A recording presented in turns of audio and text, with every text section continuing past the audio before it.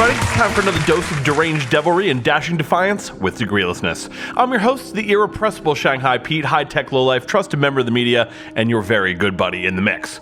Sorry to say it, but it looks like, once again, our perverse industry needs to be taught a lesson, and who better to do it than us? So, it'll be our pleasure to once more get deep inside. First, though, time for a quick recap of the week, which is dominated by, well, nothing really, and that's pretty awesome. I'm recording this on a Tuesday, so no Elden Ring drama yet, sadly. One thing I found particularly disappointing, though, was the Street Fighter 6 reveal. I'm sure many of you are feeling something similar. On one hand, I was relieved because I'm terrified of what they're going to do to Resident Evil 4 in that alleged remake, and the announcement being about Street Fighter 6 meant we got to put off that particular horror show for just a little while longer. But on the other, I almost gave myself a black eye face-palming at that logo and the overall completely out of touch and insane vibe they've got going on over there at Capcom recently. It's alleged that they just searched SF on a stock logo site, gave it the old shoop-de-whoop, and bicky bam, there you have it. I mean, certainly fucking looks that way. And it's really a tragedy too, honestly. Capcom is insanely talented and creative artists over there. The fuck are they doing? Look at the Street Fighter 5 logo, for instance. Shit is hot as fuck. Vibrant colors, unique stylized text, great iconography, sick anime kind of vibe to it. Awesome. And you go from that to fucking this? Wow. What's really amazing though is that, I don't know if y'all remember, but this isn't even the first time Capcom's been popped for plagiarizing. They got fucked up by Resident Evil Village and RE4 scandals too. The fuck y'all doing? You have money, you could have just bought that shit. Fucking corpos, guys. Always trying to fuck people over and maximize profits at literally every opportunity, no matter how seemingly insignificant. It's fucking insane. For our main story tonight, we're once again going to have to get into how modern gaming hustles you, fooling you into thinking you're still the main audience and customer base for the biggest publishers. Said it once, said it twice, I said it 1,000 times. You are not. The data sets have changed. Market cap for the gaming industry, simply too large to be driven solely by customer satisfaction anymore. I'm sorry, that's just the reality of the situation. And that's because the same thing that happens to virtually every other market or industry once it becomes big enough has now been happening to the gaming industry for the past decade or so, and we're just really now catching up to the severe consequences of it. It's now entirely data-driven. It's run by a bunch of spreadsheet psychopaths whose only mandate is to make more money than they did before, and we don't care how you do it. And it's perfectly understandable if at this point maybe you're thinking, but Professor, we know that. Why are we talking about it again? Well, first of all, as this is essentially the foundation for my entire perspective on the industry, I feel it's important to revisit it from time to time. And secondly, because as you know, I like to bring the receipts when we've got them, and we fucking have them. And to that end, this is probably going to run a little long, so you might want to roll up now. Before we begin, I want to point out that I don't usually do this. Do I ever do this? I don't know. I don't like to do it. I prefer not to take someone else's video, play it back, and then pause to comment. I think it's kind of low-hanging fruit. Anyone can tear someone of their argument down when they're not around to defend themselves. It's not difficult. It's not cool. I also think it plays a little too much in the persistent gotcha culture of social media and the internet at large. However, in this case, for this video, I'm going to make an exception because of just how much I think there is that we can learn here.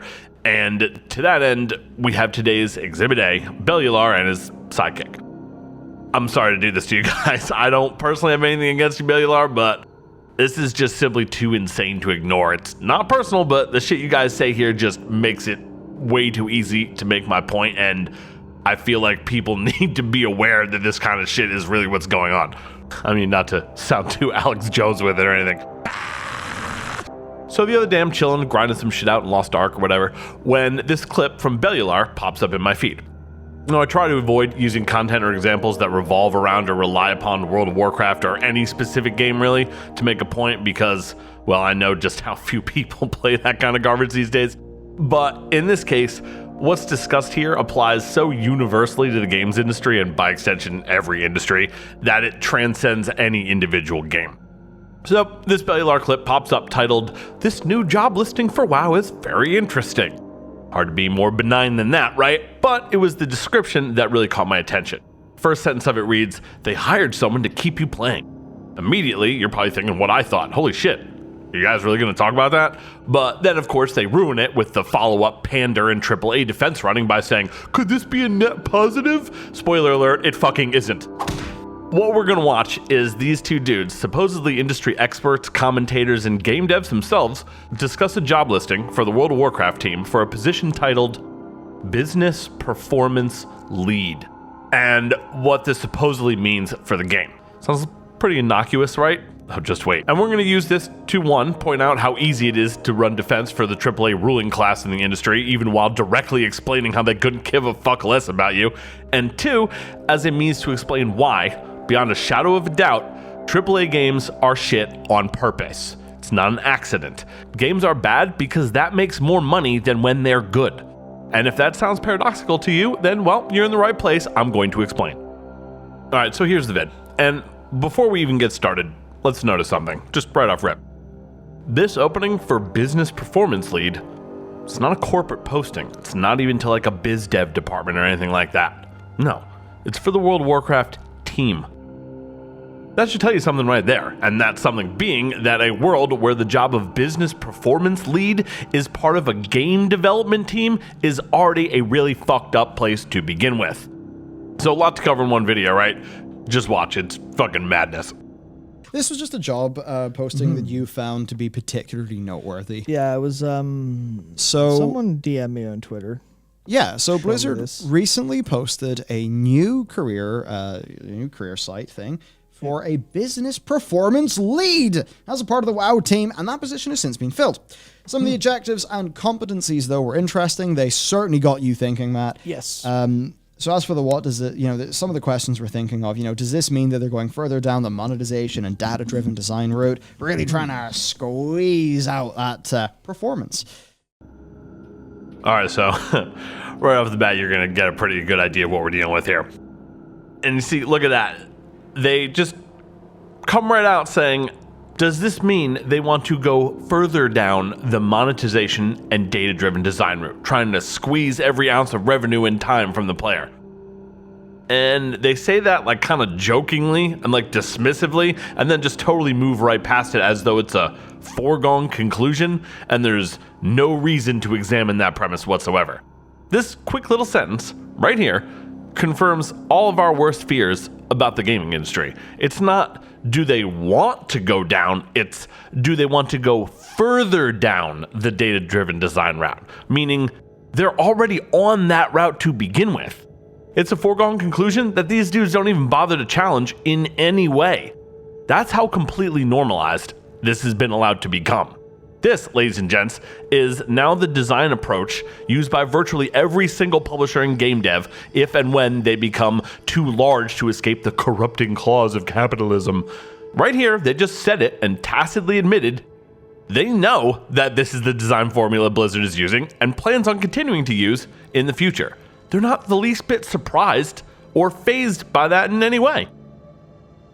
We could almost say video game noun, a data-driven design route that attempts to squeeze every ounce of revenue and time from its player. And that's not something that they really have anything to say about at all. What? Like, think about it. Does that not perfectly explain why every single AAA game that's let you down over the past 10 years has done so, despite Access Media always suspiciously at a complete loss to explain it? Now, of course, we're always careful to inject the nuance when necessary, so we're not saying that that means all AAA games turn out this way, just that most of them do, and this is why. Because they're now all using the monetization and data-driven design route. Makes a lot of fucking money, but using a game that sucks to play. You'd think that a question like that would raise more attention from these guys, especially since they're supposedly trying to figure out why their favorite game sucks in the first place. But no, they just walk right past it and instead choose to give Blizz the benefit of the doubt. Could it mean that they want to invest a lot more in genuine player retention? Are they maybe trying to better understand why are players leaving? Maybe it's like somebody to lead how we read our numbers, because we read our numbers and they're leading us astray. We don't know why this is happening. Oh yeah, we have no fucking idea why players could be leaving. It's such a mystery. How can we ever figure it out? Let's try to build up the team to sort of interpret our player behavior. Maybe a bit of both. Oh yeah, perhaps. Maybe a bit of both. Maybe Blizzard will do the good thing. Sure.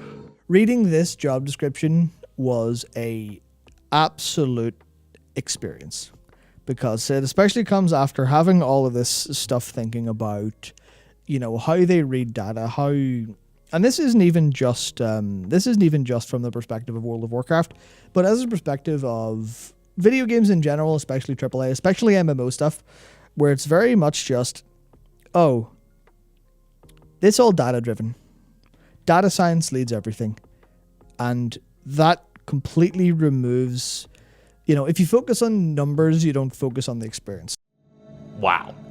That's the money shot, boys. Just fucking wow. I don't know what's crazier, that this dude actually stumbled upon the answer, or that he doesn't seem to really understand the gravity of what he just said.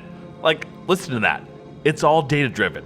Data science leads everything. And if you focus on numbers, you don't focus on the experience. Yeah. Yes, that's correct. But here's the unspoken crucial follow-up. But if you are focusing on numbers, then you don't have to focus on the experience, because only one of those things makes us money, and it's not the fucking experience. Right, it's the fucking numbers. Have I not been saying this exact thing for fucking 3+ years now? This is every fucking AAA video game, guys.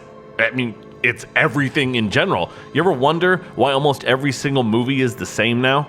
It's because the data science has determined which algorithms make the most money, and now those movies have forced every other type of movie out of the theaters. Like, if you graphed modern movies on like a pie chart or something, I bet 87% of them would be blockbusters starring like Spider-Man and The Rock. Really, if you've been watching pop culture and the evolution of modern data science, like, how long do you really think it would take till we got here? The algorithms have decided what kind of music, movies, and games make the most money, and we've handed the reins for pretty much all of pop culture and just about everything else entirely over to them. So that's all we're gonna fucking get. But somehow there's none of that discussion to be had here at all. Instead, they move right into breaking down the responsibilities of the job opening, and this is where it starts to get truly sick.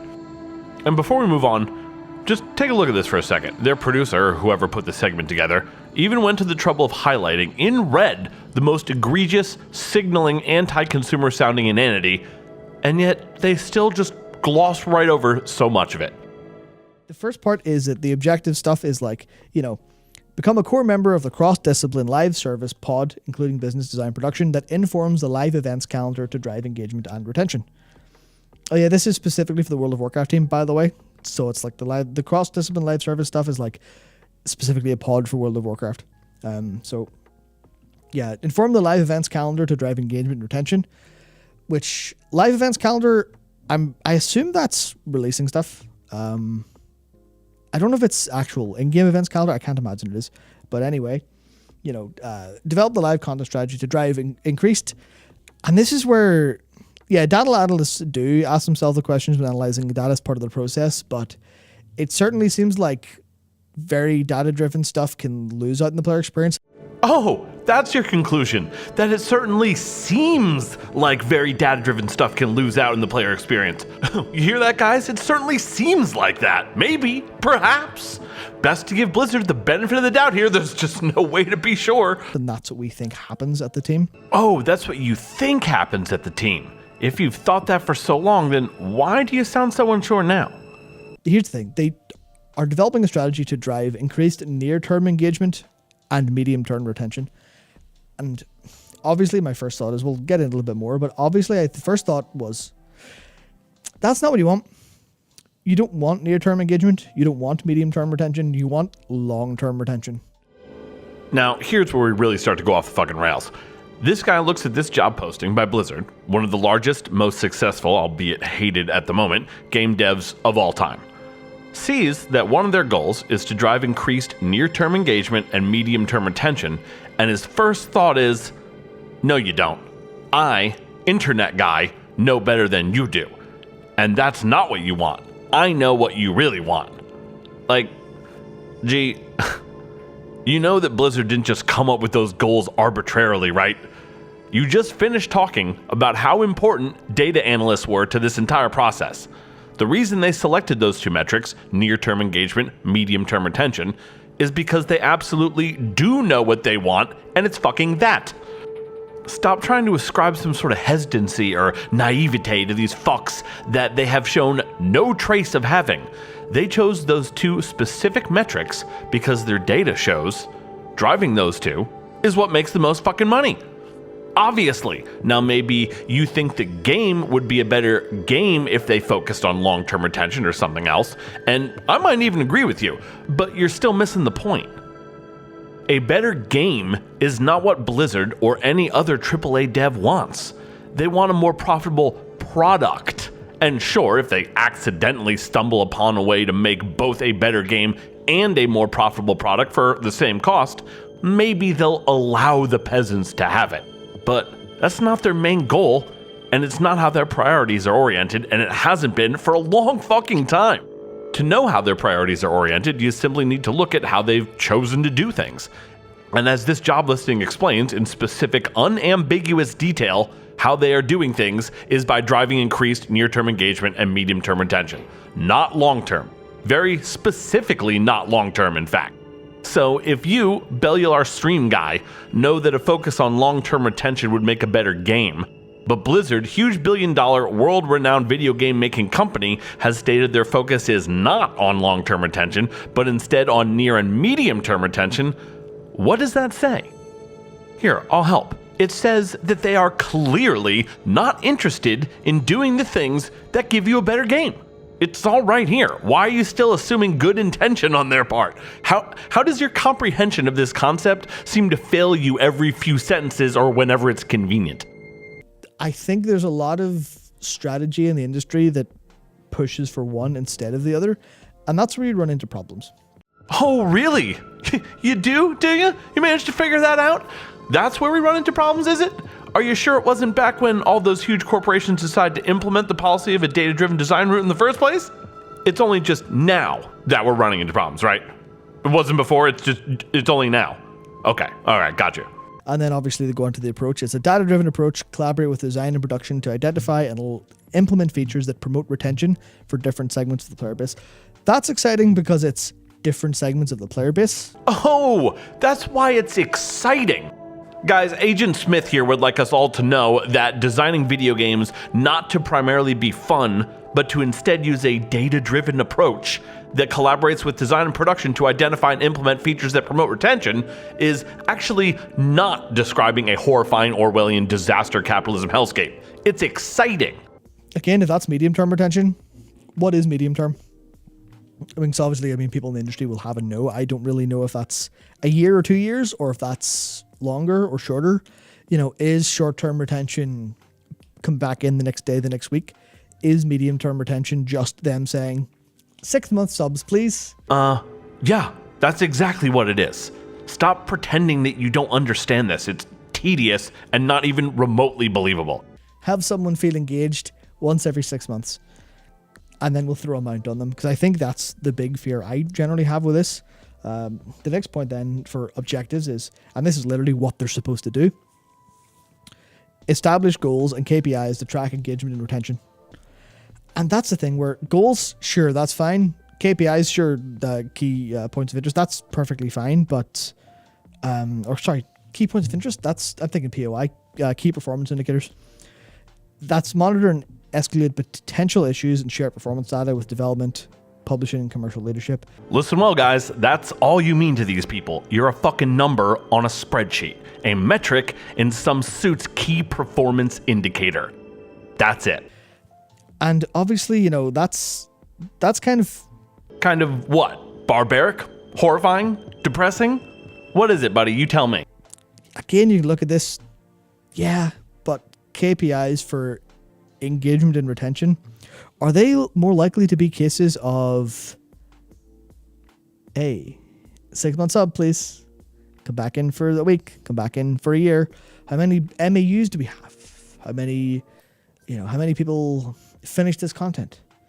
What's our daily active users? What's our monthly active users? What's our weekly active users? Obviously, they're going to have more stuff than that, but is it going to be there? Is it just going to be the blind numbers that we clearly think they operate on? For fuck's sake, yes. Why are you attaching a fucking question mark to these statements? You are literally looking at a job posting for the guy whose job it will be to do exactly what you just described. Why do you continue to sound so incredulous? Because obviously this isn't, we're not just assuming the worst. We're thinking about how they operate historically. We're thinking about how they've worked on Korthia stuff. How they just go, oh, daily, come in for your dailies. Without seemingly really thinking too much about them. That's the really awkward part. It's only awkward because you guys insist on continuing to run defense for Blizzard and giving them the benefit of the doubt, which, needless to say, they do not deserve. And then to go on, it's, this is one of the parts that really excited me the most because, this is... I imagine they have people who talk about this internally, but one of the things that is a problem with, I think, a lot of these corporations is, generally speaking, they over-leverage people. So as an example, I'm assuming this is going to be a new business performance lead, and they aren't filling a role that's departed. That's a possibility. But the idea that someone's role is now to understand the behaviors and motivations that lead player to continue or stop playing, I think that's really desperately important for them to have someone in a lead position there. First, having someone in that position wouldn't be important if they were designing the game simply based on what was fun, which is what they used to do. But they're not. They are, and obviously have been, designing the game from a data-driven approach. So of course they need someone in this position. And please, it's not a new position. They probably were only just recently finally forced into hiring someone specifically to do the job because they tried to molest all the other people who were previously doing it. And then they can go, okay,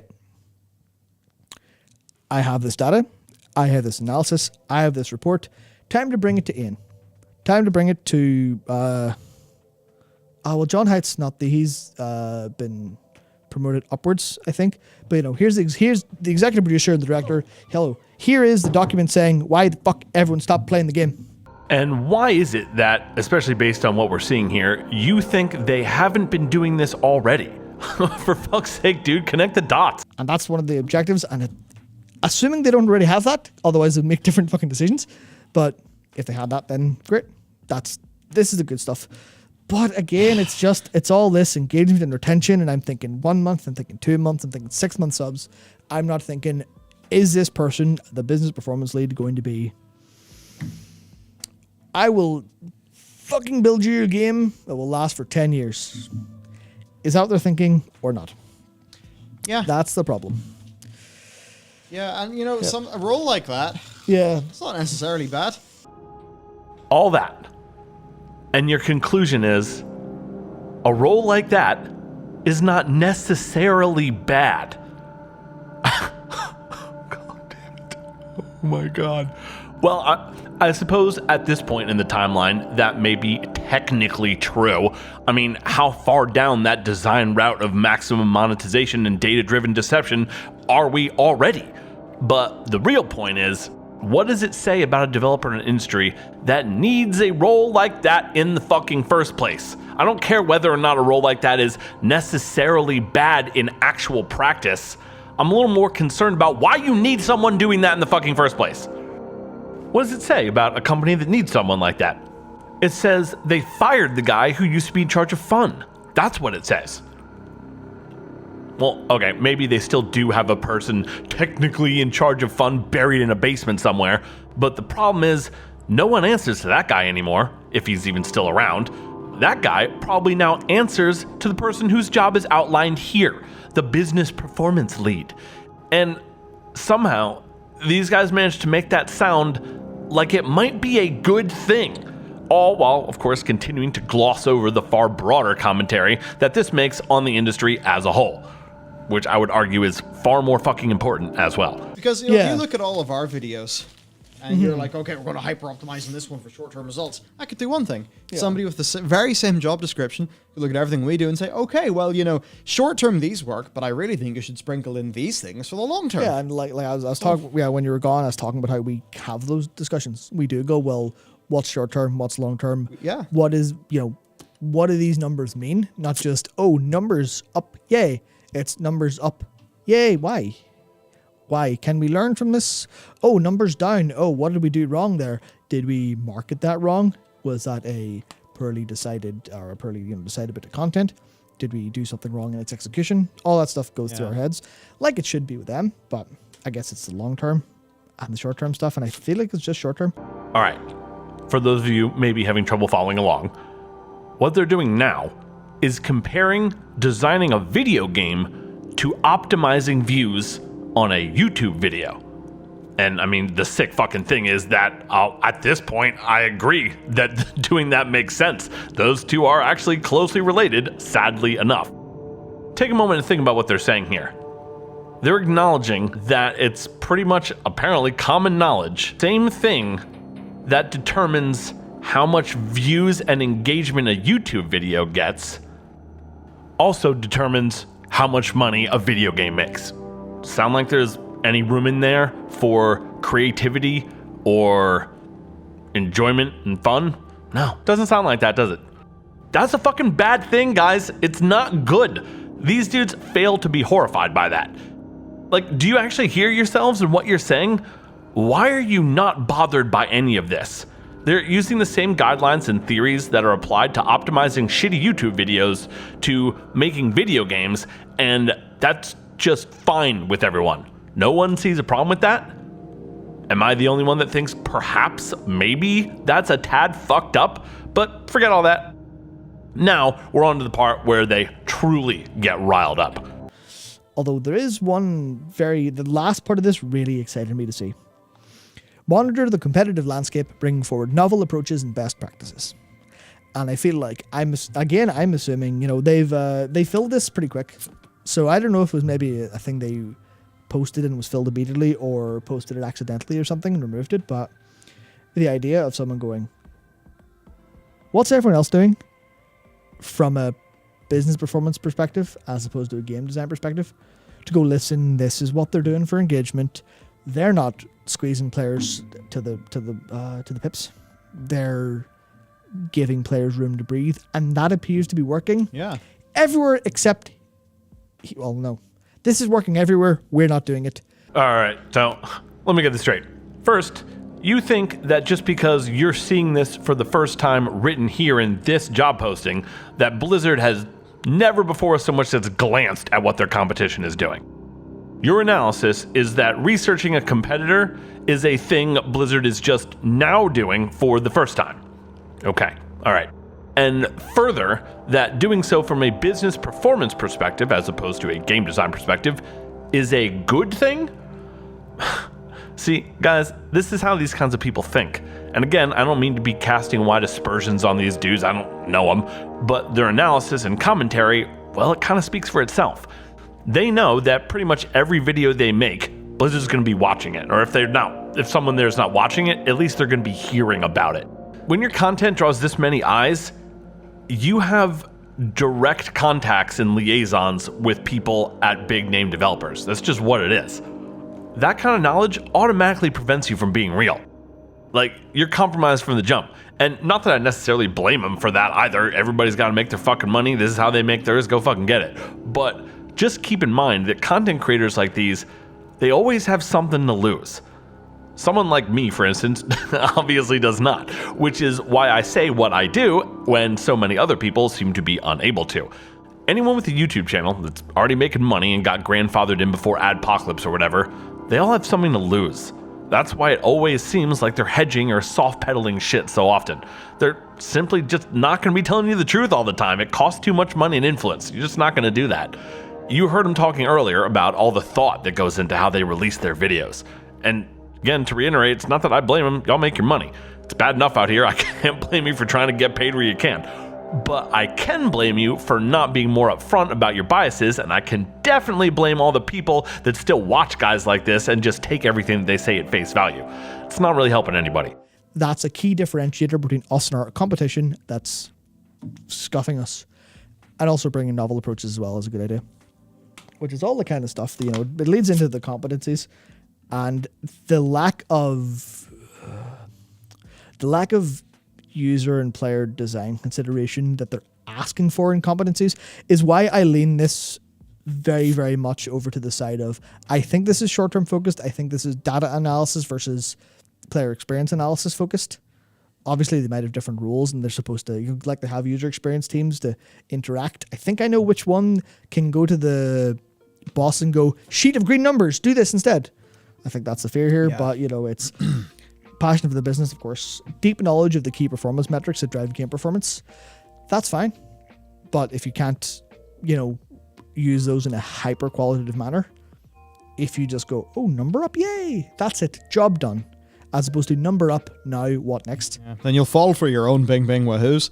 Yeah, You don't want to do that. That's basically the problem. And it's just all this stuff of, here's, live ops performance, monetization design, product management, fine, sure, whatever. Business intelligence, data visualization, project management tools, that's all fine. Cool. But, where's the... Using Confluence, feel bad for you. Yeah, where's the... Please come into this with a deep understanding of why players love to play MMORPGs more than they do other types of games. What makes that really special? What makes that very unique?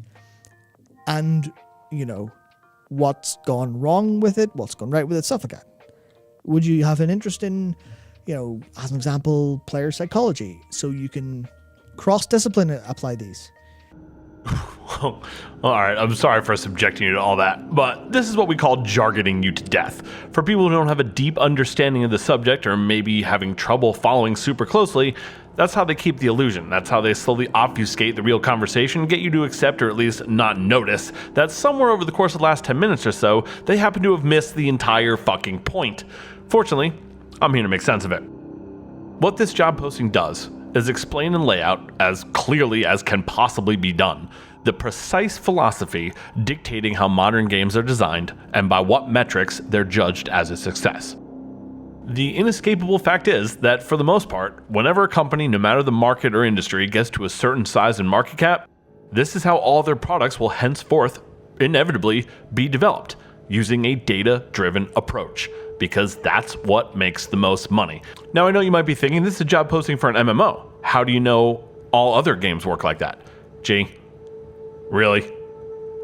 How do you know they're not? I would say that's probably the better question. The battle is already over. We lost. And a long time ago, too. We lost. Data-driven analytics won. This is what it looks like. What we stumbled across here is an exact listing for the people whose job it is to oversee the new shape of things. And they've been at it for a while now. Just look how good they've gotten at it. I mean, it's here in bullet points. This is what they're asked to do, how they're intended to go about it, and how they will determine if they've been successful. It's all right here. This is a blueprint for modern game design. Here's all the things they value and how they value them laid bare. Now, let's see if we can understand this a little bit better, go over the stated objectives, and then try to translate them. Number 1, inform the live events calendar to drive engagement and retention. Basically, this is just saying make sure players know there's upcoming events so they feel pressured to log back in. Next, develop the live content strategy to drive increased near-term engagement and medium-term retention. Well, this is easy. They're basically just saying, figure out how to trick people into logging in or engaging with our game as much as possible so we can farm MAUs from them. Simple. Next, using a data-driven approach, collaborate with design and production to identify and implement features that promote retention. Not that promote fun, not that promote enjoyment, not that promote player satisfaction, that promote retention. Now, you might say, well, retention doesn't automatically exclude those things, and you'd be right, but you know what else? It doesn't automatically include them either. So by saying this, they're basically saying by any means necessary, which, to be clear, is a perfectly normal thing for some huge corporation to be saying about sales goals, but that also doesn't mean that we have to like it when it's applied to video games, something that should be, in a most optimistic world, kind of an art form. But all that aside, what do they mean by this? Well, again, it's simple. What they mean is, once you've figured out how to trick those people, work with the production people on how to disguise it as gameplay. Very nice. Next, establish goals and KPIs, key performance indicators, to track engagement and retention, monitor and escalate potential issues, and share performance data with development, publishing, and commercial leadership. Very simple. Now monitor that gameplay and make sure it's tricking people in the way that we want it to. Next up is collaborate with the user experience and consumer insights teams. Consumer insights teams, that's comforting. To understand the behaviors and motivations that lead players to continue or to stop playing. Find the people it's not working on and figure out why. Next, assess the impact of engagement and retention features and share what the team has learned within Blizzard. See, this is another tricky one. Basically what they're saying is, see how many normal players we lose by using this deceptive anti-consumer bullshit design, and if it's statistically irrelevant, ignore it and them. Pro tip, it's just about always statistically irrelevant. That's why games are getting worse and not better. Lastly, monitor the competitive landscape. It's just an afterthought, make sure no one else has figured out a better way to do this. Now, because that might have gotten confusing, let's go through it again, except only with the translations instead, and you think about how this sounds.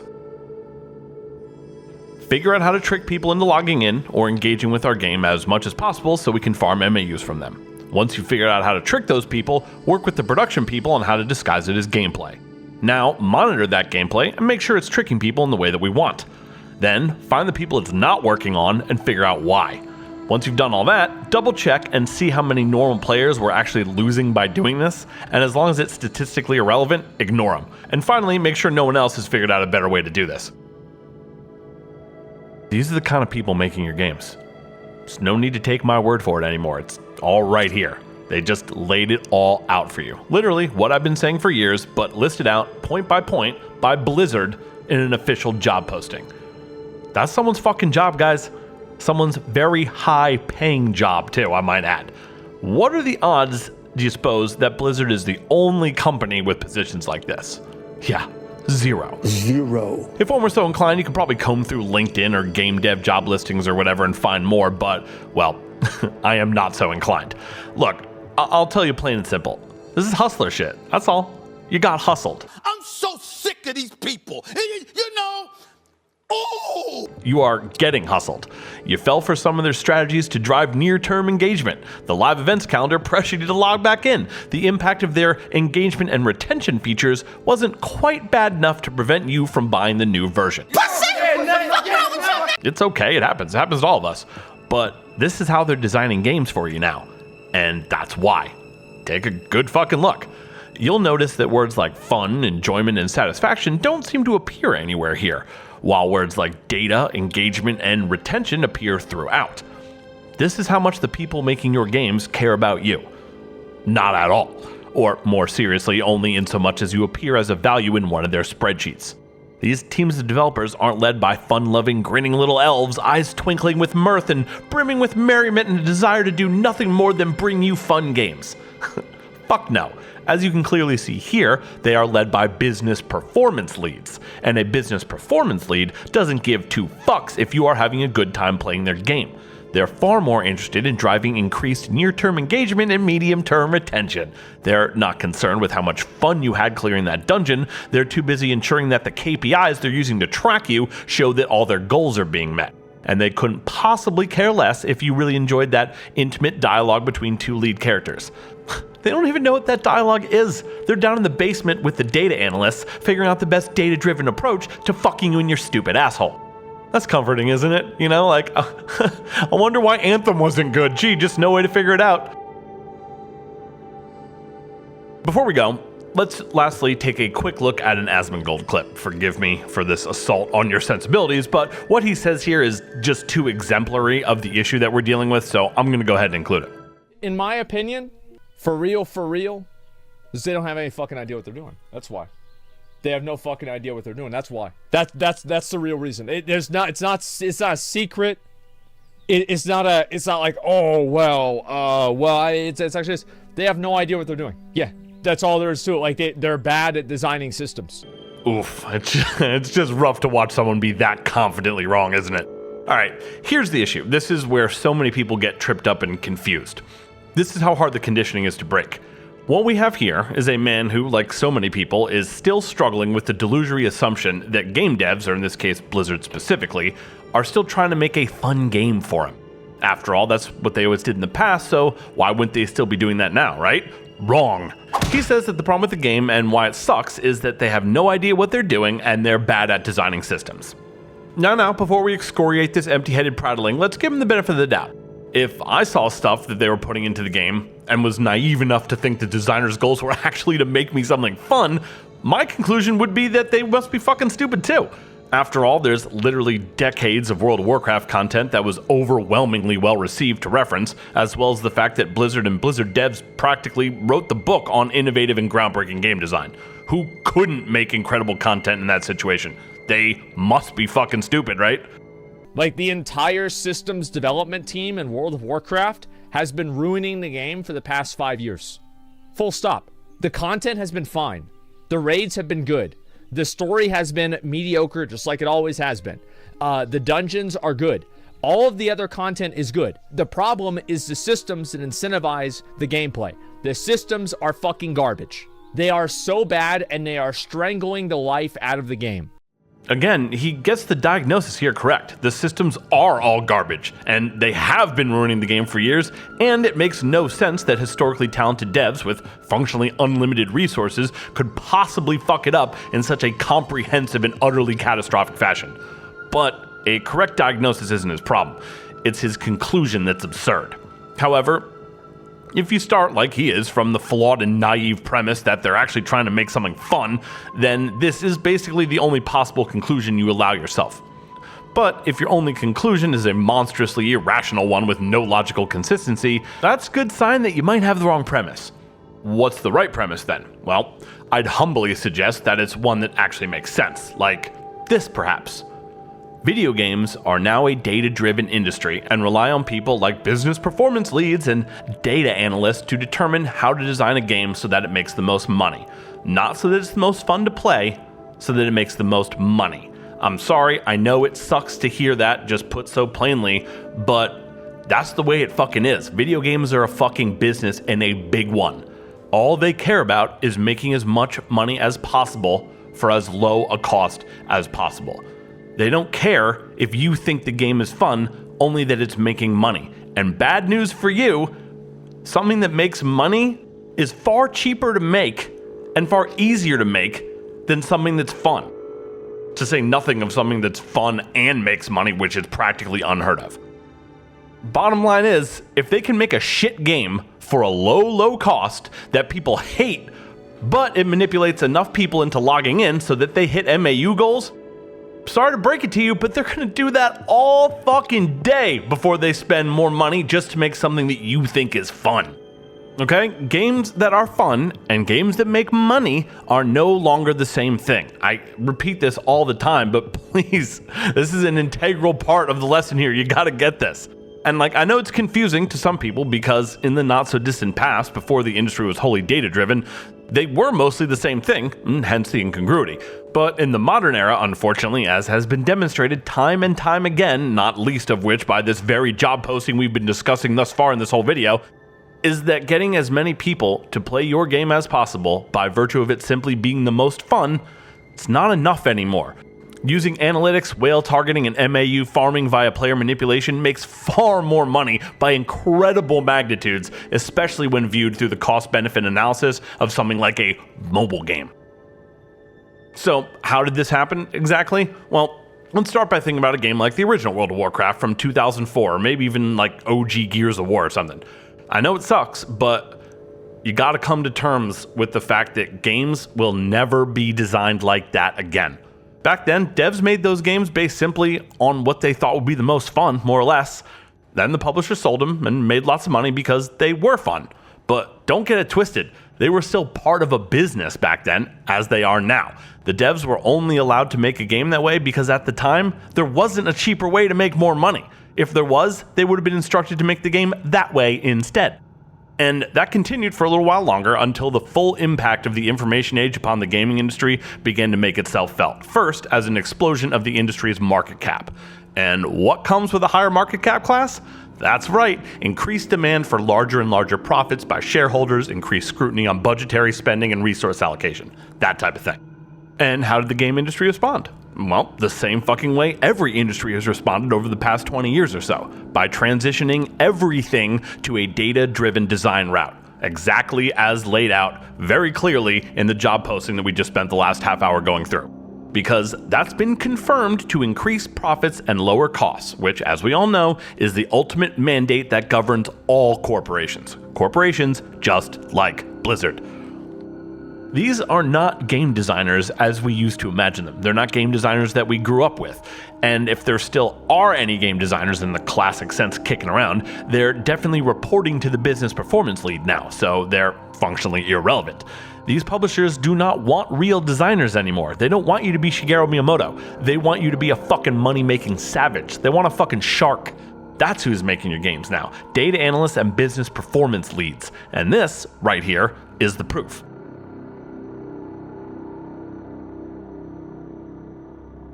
All right, that's our show. Thank you so much for watching, spending this little bit of your free time with us here tonight. We love you today. We absolutely love you all the fucking way. Was this fun, do you think, doing the whole watch the vid, pause, and comment thing?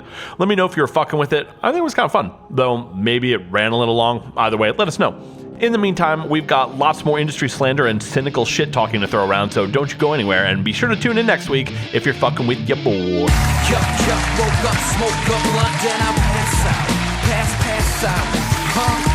Woke up, what up, smoke up, blunt, then I pass out.